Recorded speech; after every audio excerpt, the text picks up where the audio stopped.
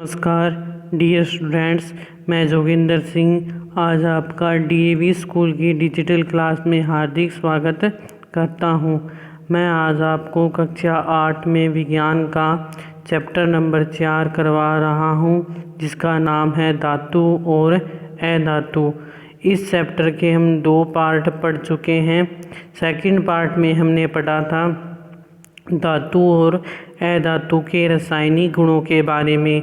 हमने पढ़ा था कि धातु ऑक्सीजन के साथ क्रिया करके धात्विक ऑक्साइड का निर्माण करती है, उसी प्रकार अधातु भी ऑक्सीजन के साथ क्रिया करके धात्विक ऑक्साइड का निर्माण करती है। लेकिन हम इनकी प्रकृति की बात करें कि धात्विक ऑक्साइड की प्रकृति क्या होती है, क्षारीय होती है, अर्थात धात्विक ऑक्साइड लाल लिटमस पत्थर को नीले में परिवर्तित कर देता है, जबकि अधात्विक ऑक्साइड की प्रकृति अम्लीय होती है, अर्थात यह नीले लिटमस पत्थर को किस में बदल देता है, क्षार में बदल देता है। आज हम पढ़ेंगे धातु और अधातु की जल के साथ अभिक्रिया। तो इसमें दिया है कि सोडियम धातु एक अभिक्रियाशील धातु, बहुत अभिक्रियाशील धातु होती है। आपको ये भी पता है कि सोडियम, लिथियम और पोटेशियम धातु की बात करें तो वो क्या होती है, मुलायम होती है, और इतनी मुलायम होती है कि इसे चाकू से आसानी से काटा जा सकता है। अब इसकी अभिक्रियाशीलता की बात करें सोडियम की, तो यह एक तीव्र अभिक्रियाशील धातु है। यह ऑक्सीजन और किसके साथ, जल के साथ अत्यंत तीव्र गति से अभिक्रिया करती है और बहुत अधिक मात्रा में क्या उत्पन्न करती है, ऊष्मा उत्पन्न करती है। इसलिए इसको मिट्टी के तेल में क्या रखा जाता है, संचित रखा जाता है। आपसे पूछ ले भी सोडियम धातु को मिट्टी के तेल में संचित क्यों रखा जाता है, तो आप बताओगे कि सोडियम एक तीव्र अभिक्रियाशील धातु है, जिसके कारण इसको सोडियम के तेल मिट्टी के तेल में क्या रखा जाता है, सुरक्षित रखा जाता है। ये चीज़ आपको समझ में आ गई होगी। अब हम देखते हैं क्रियाकलाप 4.5। क्रियाकलाप 4.5 को हमें शिक्षक के निर्देशन में करना है। इसके लिए हमें एक 250 ml बीकर या कांच का क्या लेना है, गिलास लेना है। उसको आधे जल से हम भर देंगे। इसके बाद हम सोडियम धातु का एक छोटा टुकड़ा लेंगे, उसे फिल्टर पत्थर का उपयोग करके क्या कर लेंगे, सुखा लेंगे। कहने का मतलब उसमें जो मिट्टी की तेल की जो मात्रा है उसे फिल्टर पत्थर से हम क्या कर लेंगे, सुखा लेंगे। इसके पश्चात उसे रुई के छोटे टुकड़े में लपेट लेंगे और उसके बाद उसे जो हमने पात्र में जल लिया था उसके अंदर डाल देंगे। तो हम देखेंगे कि सोडियम एक तीव्र अभिक्रियाशील धातु होने के कारण जल के साथ क्रिया करके क्या पकड़ लेती है, आग पकड़ लेती है। तो उसके कारण क्या अत्यधिक मात्रा में ऊष्मा उत्पन्न होती है। ऊष्मा उत्पन्न होती है तो उस कारण पात्र क्या हो जाता है, गर्म हो जाता है। तो कहने का मतलब है सोडियम है, हम इसको जब जल के अंदर डालेंगे तो ये जल के साथ क्रिया करते हुए आग पकड़ लेगा। उसके कारण अत्यधिक मात्रा में ऊष्मा उत्पन्न होगी और प्रयोग के उपरांत जब हम पात्र को छूकर देखेंगे तो पात्र हमें क्या महसूस होगा, गर्म महसूस होगा, अर्थात अभिक्रिया में क्या उत्पन्न हो रही है, ऊष्मा उत्पन्न हो रही है। तो कहने का मतलब है ऐसी अभिक्रिया जिसमें ऊष्मा उत्पन्न होती है उसे हम कौन सी अभिक्रिया कहते हैं, ऊष्मा क्षेपीय अभिक्रिया।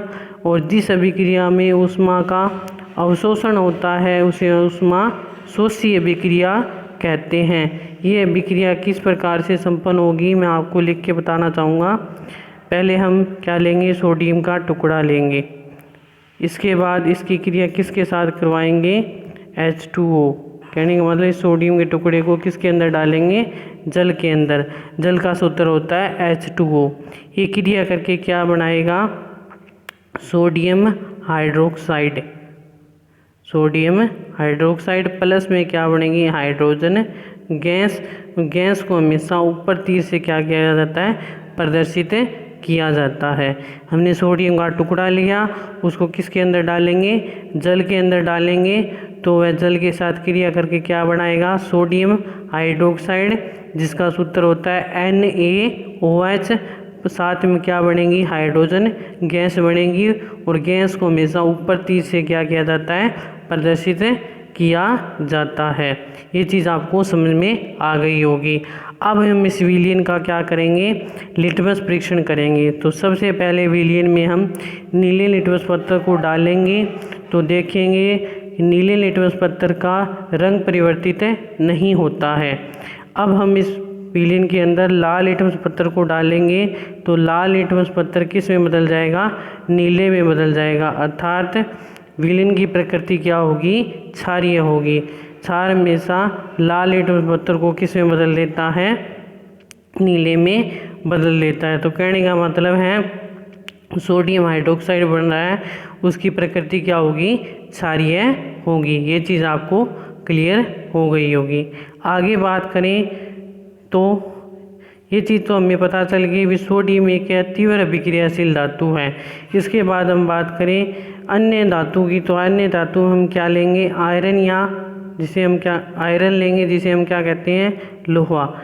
लोहे की बात करें तो वह जल के साथ क्या बहुत ही धीमी गति से क्या करता है, अभिक्रिया करता है, जबकि सोडियम है वो तेज गति से क्या करता है, क्रिया करता है। आपसे पूछ ले भी सोडियम के अलावा अन्य धातु भी क्या जल के साथ तीव्र अभिक्रिया करती है, तो आप बताओगे कि अन्य धातु जल के साथ तीव्र अभिक्रिया नहीं करती। उदाहरण के लिए हम लोहे आयरन की बात करें तो वो जल के साथ क्या करेगा, धीमी गति से अभिक्रिया संपन्न करेगा। ये चीज़ आपको क्लियर हो गई होगी। तो अब हम पढ़ेंगे अधातु की जल के साथ अभिक्रिया। तो इसमें दिया है अधातु जल के साथ अभिक्रिया नहीं करती, अधातु जल के साथ अभिक्रिया नहीं करती। कहने का मतलब है अधातु जल के साथ अभिक्रिया नहीं करती, तो अधातु किसके साथ क्रिया करती है, वायु के साथ। कहने का मतलब ऑक्सीजन के साथ अधातु क्रिया कर सकती है, ये हमने पहले पार्ट में पढ़ चुके हैं। उदाहरण के लिए हम क्या लेंगे, अधातु के रूप में हम क्या लेंगे, फास्फोरस लेंगे, जो एक क्रियाशील अधातु है। उसको अगर हम बाहर वायु में रखेंगे तो वह क्या पकड़ लेगी, आग पकड़ लेगी। इसलिए उसको कहाँ रखा जाता है, जल के अंदर रखा जाता है, जो हमने ऊपर पढ़ा था अधातु जल के साथ अभिक्रिया नहीं करती। अब आपसे पूछ ले भी फास्फोरस को जल के अंदर क्यों रखा जाता है, क्योंकि अधातु ऑक्सीजन के साथ क्रिया करती है, जिसके कारण वो क्या पकड़ लेती है, आग पकड़ लेती है। उससे बचाव के लिए उसे जल के अंदर क्या रखा जाता है, संचित रखा जाता है। ये चीज़ आपको क्लियर हो गई होगी। कहने का मतलब है धातु जल के साथ अभिक्रिया करती है, अधातु जल के साथ अभिक्रिया नहीं करती है। अब हम पढ़ेंगे आगे धातु और अधातु की अम्लों के साथ अभिक्रिया। तो सबसे हम पहले पढ़ेंगे धातु की अम्ल के साथ अभिक्रिया। जैसे कि इसमें दे रखा है कि धातु अम्लों के साथ अभिक्रिया करते हैं और हाइड्रोजन गैस उत्पन्न करते हैं, जो पूप ध्वनि के साथ जलती है। कहने का मतलब है धातु अम्लों के साथ अभिक्रिया करते हैं और साथ में क्या बनती है, हाइड्रोजन गैस बनती है, जो किस ध्वनि के साथ जलती है, पूप ध्वनि के साथ जलती है। तो हम धातु के रूप में अम्ल के रूप में क्या लेंगे, तनु सल्फ्यूरिक अम्ल लेंगे। तनु का मतलब है जिस विलयन में जल की मात्रा ज़्यादा हो तो वो तनु हो गया, और सांद्र की बात करें तो जिस विलयन में अम्ल की मात्रा ज़्यादा हो तो उसे हम क्या कहेंगे, सांद्र विलयन कहेंगे। तो हम धातु की क्रिया किसके साथ करवाएंगे, तनु सल्फ्यूरिक अम्ल के साथ। उदाहरण के लिए हम जिंक धातु की क्रिया किसके साथ करवाएंगे, तनु सल्फ्यूरिक अम्ल। सल्फ्यूरिक अम्ल का सूत्र होता है H2SO4। इसकी क्रिया करवाएंगे तो बनेगा ZnSO4 और प्लस में हाइड्रोजन गैस बनेगी। हम धातु के रूप में क्या लेंगे, जिंक लेंगे। इसकी क्रिया किसके साथ करवानी है? तनु सल्फ्यूरिक अम्ल। तनु का मतलब जिसमें जल की मात्रा क्या हो? ज़्यादा हो। सल्फ्यूरिक अम्ल का सूत्र होता है H2SO4। इसके साथ क्रिया करवाएंगे तो Zn किसके साथ जुड़ जाएगा? SO4 के साथ। तो क्या बनेगा? ZnSO4, जिसे हम क्या कहते हैं? Zinc sulphate. इसके बाद हमारे पास बच क्या गया? हाइड्रोजन गैस बच गई, जो किस ध्वनि के साथ जलेगी? पोप ध्वनि के साथ जलेगी।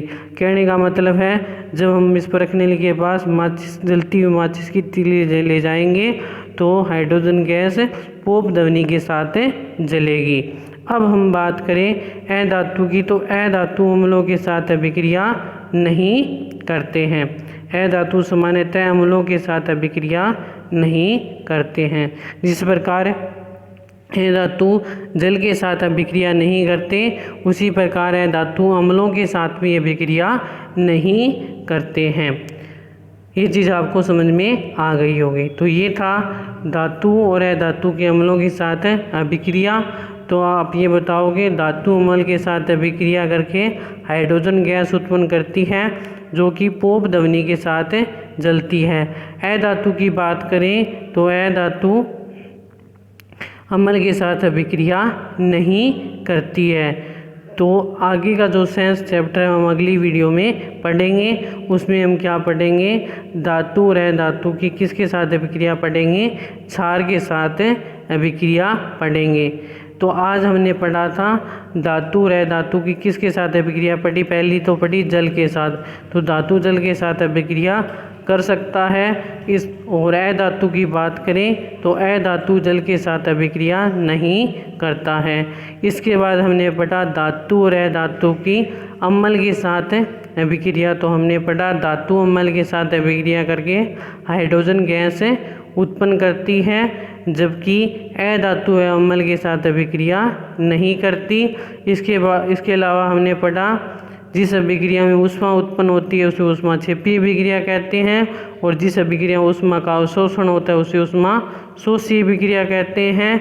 इसके अलावा हमने पढ़ा तनु विलयन की बात करें तो जिस विलयन में जल की मात्रा ज़्यादा हो तो उसे हम तनु विलयन कहेंगे, और एक होता है सांद्र विलयन, जिसमें अम्ल की मात्रा ज़्यादा हो तो उसे हम क्या कहेंगे?